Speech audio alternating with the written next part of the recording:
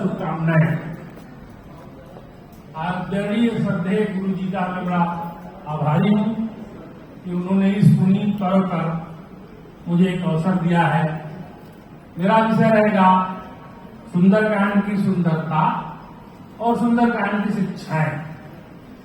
वस्तुतः मैं सरकारी पद से सेवानिवृत्त हूं और अब एक YouTube चैनल पे मेरा इसी विषय पे कई व्याख्यान हो गए, तो मुझे लगा कि गुरु भाइयों के बीच में जो कुछ भी मैंने जाना है उनको बांटना उचित रहेगा।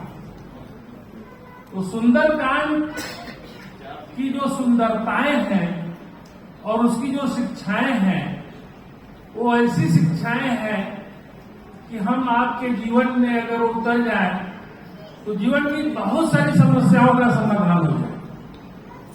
वस्तुतः सुंदरकांड क्यों पढ़ा, इससे हम शुरू करते हैं। तो सुंदरकांड नाम पढ़ने के पीछे जो भी कारण रहे उसमें जो महत्वपूर्ण कारण है, ये जो लंका है ये त्रिकूट पर्वत पर बसी हुई है और उसमें एक पर्वत सुंदर है। 3 पर्वत है उसमें एक पर्वत का नाम सुंदर है और अशोक वाटिका उसी पर्वत का आधारित है। तो उस अशोक वाटिका में क्योंकि सीता जी को अपहरण करके रावण ले गया था, वही रखा था, तो एक नाम तो ये है कि सुंदरकांड इस तरह से पड़ा। दूसरा मेरे ध्यान में आया कि हनुमान जी की माता अंजना उनको सुंदर नाम से पुकारती थी, तो दूसरा कारण ये भी हो सकता है। वाल्मीकि जी ने कहा कि सुंदरकांड ये भी है, उसमें सारी घटनाएं सुंदर सुंदर हुई। तो क्या घटनाएं सुंदर हुई? हनुमान जी का लंका में प्रवेश होता है, यही सुंदर घटना है। फिर वो अशोक वाटिका में जाते हैं, सीता जी से मिलते हैं, दूसरी सुंदर घटनाएं हैं। फिर वो विभीषण जी से मिलते हैं, विभीषण जी उनको सीता जी का पता बताते हैं, ये सुंदर घटना है। वैसे देखा जाए अपने पर्सपेक्टिव से लंका का दहन होना भी एक सुंदर घटना है।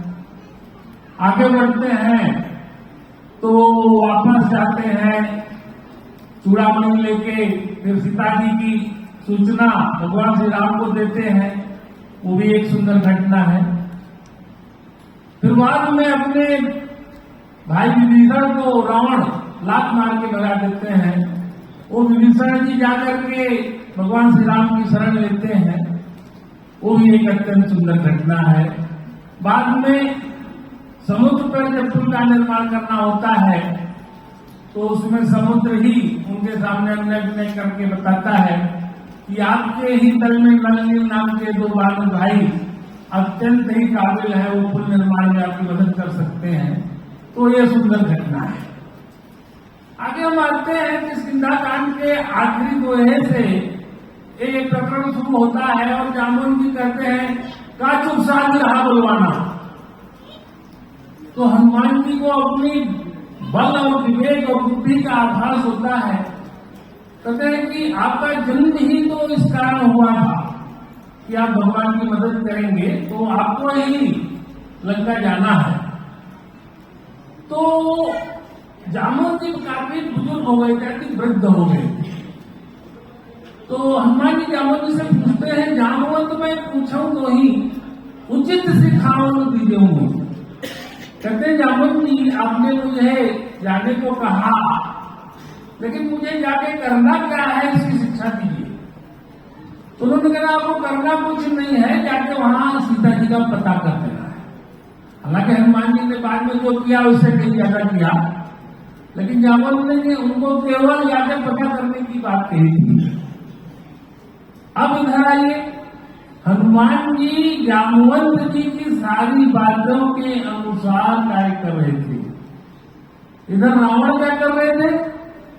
रावण ने अपने दरबार में जो सचिव थे उनके माल्यवंत उनका नाम था, जो कि रिश्ते में उनके नाना लगते थे, वास्तव में सगे नाना के बड़े भाई थे। उन्होंने माल्यवंत को बहुत अपमानित किया, क्या तुम बुढ़े हो गए हो, तुम्हारी बुद्धि भ्रष्ट हो गई है, जाओ तुम्हें शिक्षा दे रहे। एक तरफ शिक्षा है कि बुजुर्गों का सम्मान करना, एक तरफ बुजुर्गों का अपमान हो रहा है। तो सुंदरकांड की शिक्षा क्या है? जिसने बुजुर्गों का सम्मान किया वो विजयी रहा।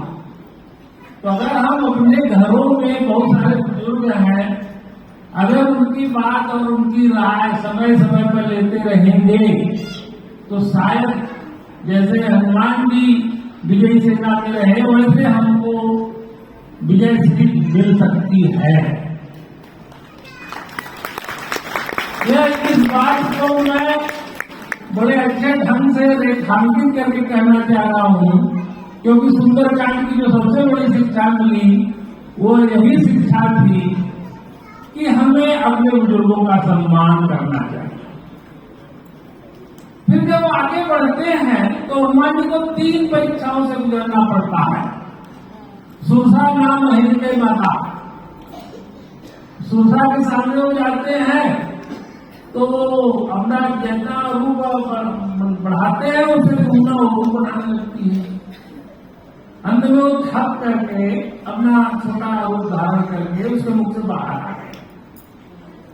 अब दूसरी शिक्षा, हनुमान जी तो विशाल गाय बन सकते थे सुरसा के सामने, वो सरेंडर हो जाते कभी, लेकिन उन्होंने छोटा बनना स्वीकार किया।